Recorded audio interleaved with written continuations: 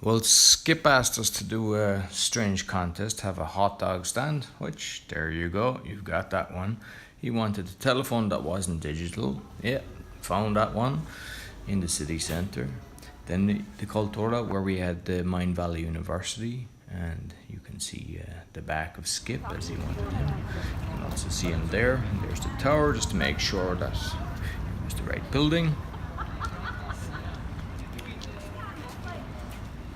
Also, some crazy stuff like a Mercedes, the old town, which is extremely beautiful, as you can see. No flash mobs that day. And a beautiful dog. And there's the front of Skip, just in case the back of him wouldn't suffice. Not sure where the dog is going now, probably for a poop. Then we had the manhole cover. Thankfully, this was really cleaned out. And a beautiful trout whizzed by, blew my hair behind me. And there was a manhole cover without being cleaned out, so that you knew that it was a manhole cover. Beautiful sunset to make it look like something's interesting happening, and then my speech. Hi, my name is Roy Collin, and I grew up in life which I suppose, like a lot of people, felt the government, the country was looking after me. Like when I was sick, my mum would bring me to the doctor and I'd get the medicine and I'd be better. Education, going to school, getting the proper education in the hospitals. I just thought government was operating in an efficient manner to the best of the people. But as I got older, started working, studying, I realised that wasn't the case. And I was working hard and building a good future for myself, invested and had a lot of properties. And then when the crisis came, I not only lost all my investment properties, but I lost my own home. And basically, like, a home can be replaced, but it was my personal belongings that I wasn't able to get. So they took everything that I had built up through my lifetime that are just gone, that I will never see again. And I was living in Poland at the time, so my parents used to go to my house, cut the grass and everything. And my mom was telling me my dad just broke down crying when he saw the notice on the door and the locks changed, because he knew how hard I worked.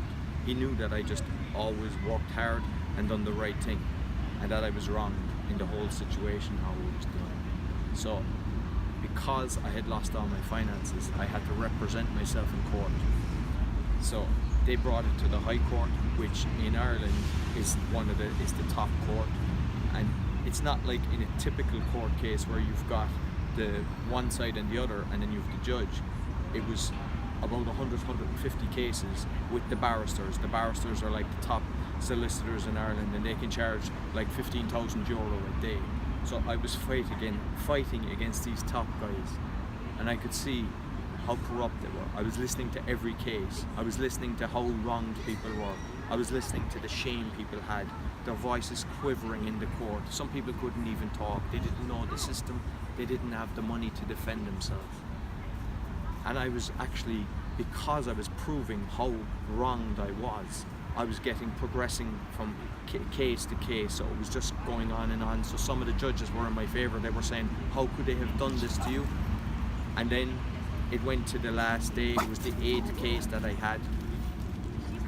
And I just knew by listening to the cases before me how corrupt the judge was. He wasn't helping one person. Every single person lost their case against the bankers that were representing the corrupt banks. And when it came to my turn, he was just stopping me from talking and everything. He went against the grain of what you're supposed to be allowed to do. So I lost my case, but through the pain of that and seeing the corruption and knowing that people have taken their lives because of the shame of what's going on in life, I've decided I want to fight the system. So I'm exposing everything. I've written a book and I'm creating a movement. It's called the New World Revolution, The Awakening. So I'm exposing the bankers. I'm exposing the solicitors. I'm exposing the medical industry. I'm exposing the corporations. And it's not just me bitching. I'm actually giving solutions. And the solutions will make change in this world. So I want you to come along And don't be ashamed. Don't ever be ashamed, because we're all there for each other, and we can make this world beautiful and live in harmony.